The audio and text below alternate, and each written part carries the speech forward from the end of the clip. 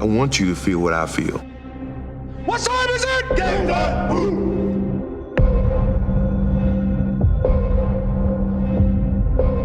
I want you to feel the tears that I felt when I won the first one. All right, let's get back to the Matrix. Did anybody watch the Jordan documentary last night? The last 2 fucking episodes?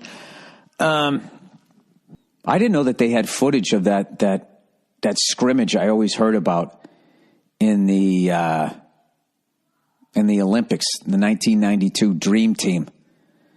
I felt bad for Toni Kukoc, too. Is it Kukoc? They kept calling him Kukoc. I thought it was Kukoc. Toni Kukoc. Toni Kukoc. Toni Kukoc. Kukoc. Kukoc. Kukoc. Toni Kukoc is going to be the future of the Chicago Bulls. The whole time he fucking played in the NBA, I thought that's how they said it. Now I don't even know how to say it. You know, I'm sitting there talking about how they shut him down. It's like, yeah, you shut him down, and then you also had like another 10 of the greatest players who ever played the fucking game. He's playing for fucking Croatia. You know? Gee, who did you decide to key in on? And I love that he came back in the next game and he scored like 16 and had a good game. He had to fight to gain their respect. And he did it. To come back after being totally emasculated showed me a lot about Toni Kukoc. Kukoc now has 16 points, 6 assists. I thought that was cool. And I also thought that was what made European basketball players great. That was the tipping point. When the Dream Team came over there and just essentially kicked everybody's ass and embarrassed them. Pippen, Jordan, and the Americans cruised to another victory.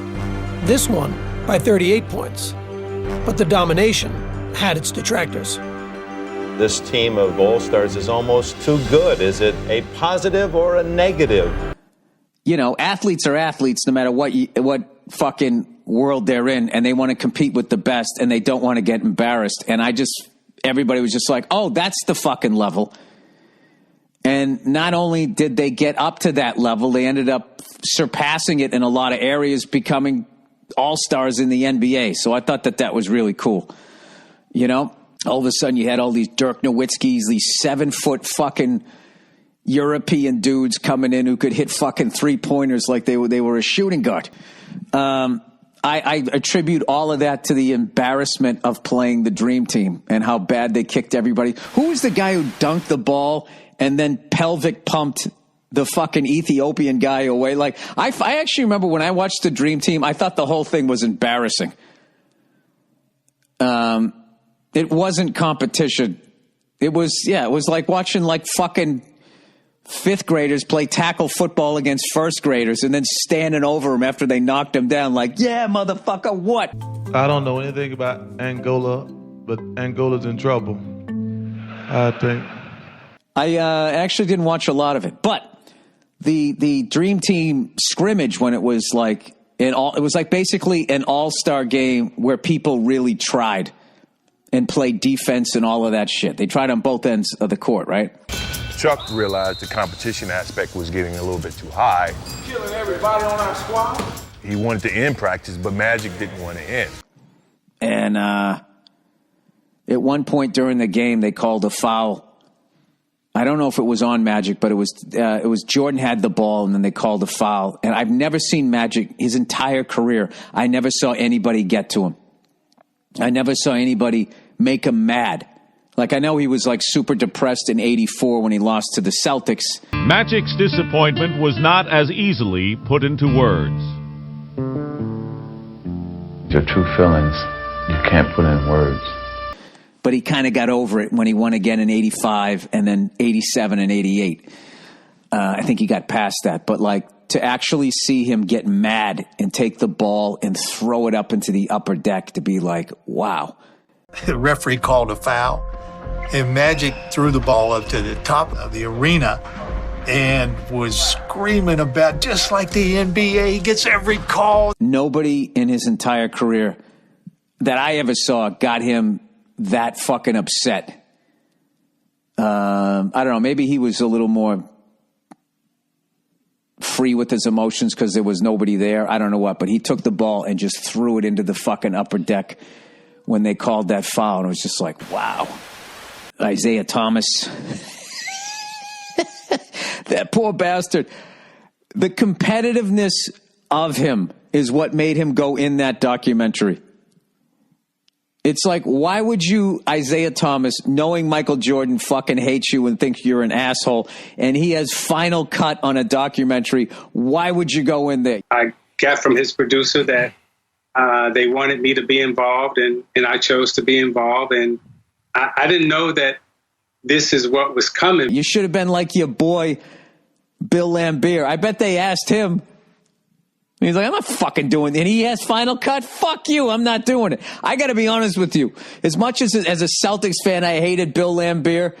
I fucking love that when they came at him, they said, hey, all these years later, do you regret not shaking the Bulls' hands? He goes, no, fuck them.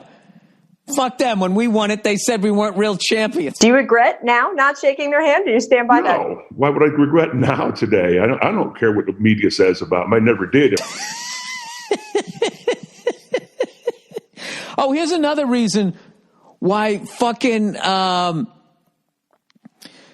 why Larry probably didn't shake your hand after the thing. Not because he was a sore loser, which is always an option. Maybe he didn't shake your hand because you went publicly and said if he wasn't white, if he was a black player, he'd just be another player. I think he's an exceptional talent, but I'd have to agree with Rodman. If he was black, he'd be just another good guy. There was no reason to say that. You went ahead and you fucking said that, right? And out of all of this shit, I just think it's fucking hilarious how much it seems nobody likes Isiah Thomas. At that point, Magic and Isiah had their thing. Bird and Isiah had their thing. And Scotty, man, it's half the team. But the thing about him is you listen to him in the interviews and he's smiling, and he always just had that great smile that just made him seem like really approachable and this great guy. And then now you listen to all these guys like, oh wait, this guy's like a used car salesman. He's charming the fucking basketball shorts off of me while he sells me a fucking Range Rover. It was a chance to be a statesman. There was a chance to do the right thing or the wrong thing. Isiah took course B. We lost the game. I got accused of being a racist, and I'm bad guy now. Only thing I'm hearing now is you keep saying my name. The only thing keep hearing about is you can't do without me. The only reason I'm here right now is you keep saying my name. But I ain't messing with you